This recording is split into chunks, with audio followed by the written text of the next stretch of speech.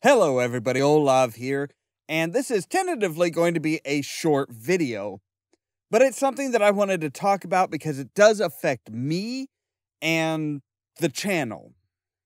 Now, this isn't about YouTube's changes or anything like that. This is actually about Fiverr and some of the changes that they have put through, particularly one earlier today. Now, they have always had the ratings for certain things, like your order completion rate, your response rate, your response time, and stuff like that.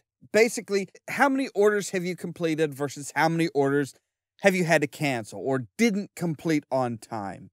How many messages have you gotten that you've responded to within 24 hours or less?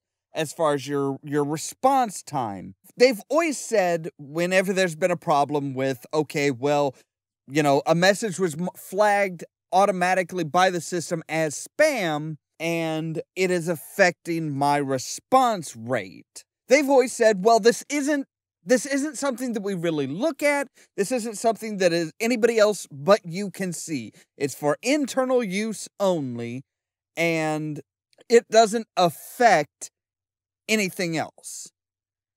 But that's not true anymore, because today they released their levels, metrics, and analytics, and actually have it set up so that it shows you where you are as far as levels. Are you beginner? Are you level 1, level 2? Or are you a top-rated seller? And it does go through and say, okay, well, this is what you need to do in order to get to the next level. If you're level 1 and you're trying to get to level 2, this is what you need to do. If you're level 2 and want to get to top-rated seller or be eligible to be picked as a top-rated seller, these are the criteria that you need to meet. And that's fine, and that sounds great, and that's wonderful. Except for they also have metrics that say, this is what you need to do in order to maintain your current level.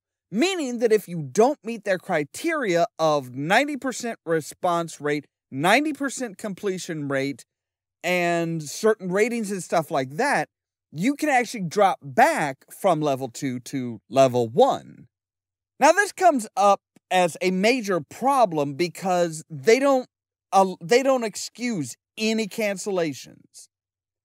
I had an order that was put in back on September 22nd, that the buyer never submitted the requirements. They never submitted the script or anything like that. I have no idea what they wanted me to do. I have no idea anything about what they wanted. So finally today I talked to customer service. I sent them a message saying, hey, I have this order in my queue. I can't do anything with it. I was never able to start it. Even your system shows that this order was never started because the requirements were never provided by the buyer.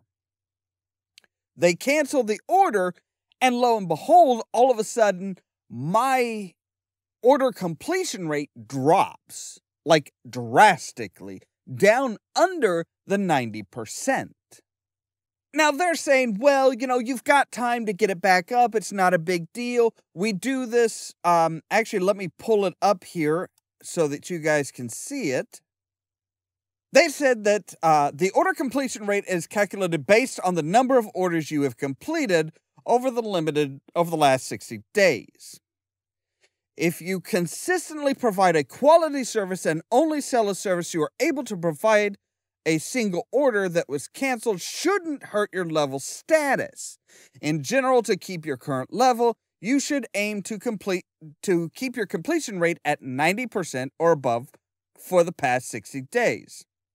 This is not something that we can change manually, but he will forward my comments. Now, my comment was, this is very easily abused. I've had in the past where somebody has accidentally clicked the buy button 3 times. I actually had one where somebody had put in 5 different orders for one project. There was no need for 5 orders. They just didn't know what they were doing, and they actually ordered 5 times. So I completed one, and a mutual cancellation of the other 4. Now, based on how their system is set up right now, that would give me, for just that one day, an order completion rate of 20%. Through no fault of my own, completely the buyer's mistake, but I'm being punished. Just like here, I'm being punished because the buyer never submitted the required information. Now they're saying they can't do anything about it. They'll forward it up to management and stuff like that. And I explained to them, it's like somebody could very easily sabotage a seller on Fiverr. If somebody wanted to, they could go through and they could say, yeah, hey, I want a $20 order. I want a $50 order. But I accidentally clicked buy 5 times. Can you go ahead and manually cancel the first 4 and just do the order as normal? They get their money back because, well, hey, Fiverr's going to refund their purchase, and the seller gets dinged with a 20% completion rate for that one order. It actually drops their completion rate down because they had to cancel 4 orders. If somebody was malicious and wicked, they could totally destroy competitors on the Fiverr website by doing this. They don't, but Fiverr seems to have the opinion that, well, no, we have to make it simple. We have to make the calculations very simple. Mutual cancellations totally count, even if somebody's requesting something that you don't do. For example, I've had people put in orders asking me to go to Amazon and put in a review for their product. That is not something that I offer, but they bought the gig and asked for that. So does that mean that, according to Fiverr, I should just go ahead and do it anyway? I should open myself up to legal actions and getting sued by Amazon for selling a fake review. You're damned if you do, you're damned if you don't. If you don't do what they ask you for, a person could buy a gig and just ask for anything under the world. If you don't offer it, okay, fine, mutual cancellation. By the way, Fiverr's gonna punish you for this, so you better do what I want you to do, whether it's something you offer or not.